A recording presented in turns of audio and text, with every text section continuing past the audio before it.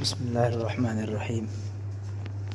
مضمون نمبر 10، مجاہد کا مقام۔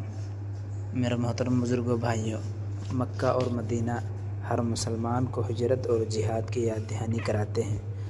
مشرکین نے مکہ کو جب مکہ نہ رہنے دیا تو ایمان نے مکے سے ہجرت کی، مدینہ نے ایمان کو گھر دیا، اس لیے مدینہ دارالایمان تھا اور آج بھی دارالایمان ہے۔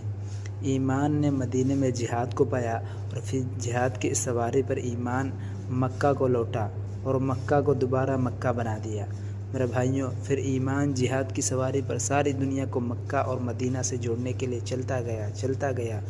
یوں ہر مسلمان کے لیے کامیابی کا ایک واضح نصاب سامنے آ گیا۔ مکہ، مدینہ، ہجرت، جہاد اور پانچویں چیز نصرت۔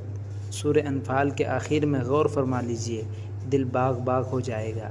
اب ایک مومن کو اپنے دل میں جھانک کر دیکھنا چاہیے کہ اس میں مکہ، مدینہ، ہجرت، جہاد، نصرت ہے یا نہیں ہے۔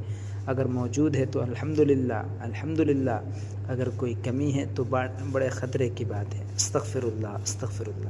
میرے بھائیوں، اسی طرح ہر مومن کو اپنے اعمال نامے میں جھانک کر دیکھنا چاہیے کہ اس میں مکہ، مدینہ، ہجرت، جہاد اور نصرت ہے کہ نہیں ہے۔